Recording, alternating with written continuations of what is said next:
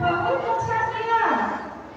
मानव जीवन का प्रथा जो हमारे समाज से उठती जा रही है, तुमने अपने बहू के लिए इसे चलाया, सजाया और अपने बहू के लिए इसे मनाया। मिसाल है दीदी, मिसाल। सर दीदी, आज ऐसा लगा मैं अपने बचपन में पहुंच गई हूँ। इन सभी इन कथा को हमारे प्रकृति से उठ ही गया था।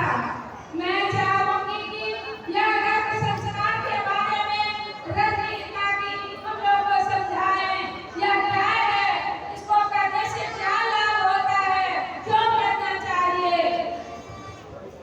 राधा, वो तो तुम छोटी लेकिन बात बड़ी कदर की करती हो। मैं भी यही सोच रही थी कि रजनी दीदी हमको बताए गर्भ संस्कार क्या है, इसे करने से क्या लाभ है। आप सभी कहते हैं तो मैं बताती हूँ गर्भ संस्कार के बारे में। आप सभी बैठिए।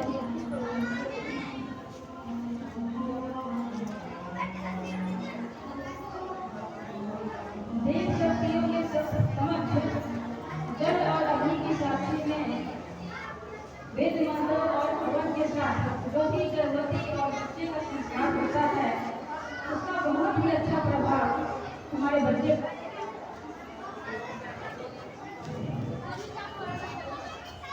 इन संस्कारों के माध्यम से हम अपने शिशु को प्रतिष्ठाकारी और सुसंस्कारवान बना सकते हैं। इन्हीं प्रथाओं को अपनाकर प्राचीन काल में सभी दंपति श्रेष्ठ और संस्कारी संतानें प्राप्त किया करते थे। रानी मदासा अपने 3 पुत्रों को ब्रह्म ऋषि बनाए, एक पुत्र को चक्रवर्ती सम्राट बनाए। रानी शकुंतला भरत का निर्माण किए। भरत चक्रवर्ती सम्राट बने, जिनके नाम पर हमारा देश का नाम भारतवर्ष है। सुभद्रा ने अपने गर्भकाल में ही अभिमन्यु को चक्रवेतन की बात सिखाई थी। कुर्सी बगल में रख दीजिए, कुर्सी कुर्सी रख दीजिए। गांधी जी का निर्माण किया। इसी तरह राम, लक्ष्मण, लव और कुश, ध्रुव और प्रहलाद, ये सभी इसी संस्कार परिपाटी जीवित हैं।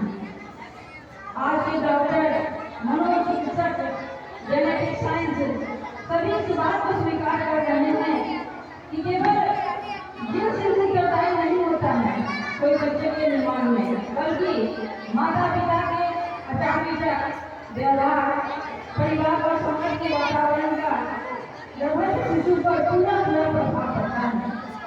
गर्भवती गर्भकाल में जो भी कुछ सुनती है, बोलती है, विचारती है, चिंतन करती है, देखती है, पढ़ती है, उन सभी बातों का बहुत प्रभाव पड़ता है गर्भ वाले बच्चे पर।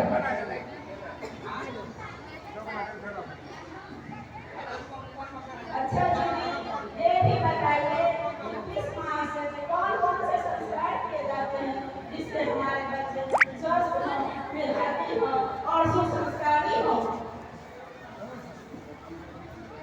प्रथम गर्भ का 3 माह पूरा हो जाए तो गर्भ संस्कार करवा लें।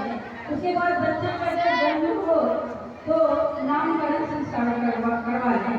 और फिर बच्चा जब बड़ा हो जाए, कुछ खाने पीने के लायक हो जाए तो अन्न खिलाने के पहले अन्न प्राशन संस्कार करवा लें। और फिर उससे कुछ बड़ा हो जाए तो उसका मुंडन संस्कार करवा लें। मुंडन संस्कार करवाने के बाद जब बच्चा पढ़ने लिखने लायक हो जाए तो उसका विद्या संस्कार करवा लें। और जब संस्कार की गरिमा को समझने बुझने लायक हो जाए, उसका पालन करने के लायक हो जाए और सभी नियम जानने समझने बुझने के लायक हो जाए तो उसका यज्ञोपवीत दीक्षा संस्कार करवा लें। इन संस्कारों को करवाना बहुत ही जरूरी है, तभी हमारे बच्चे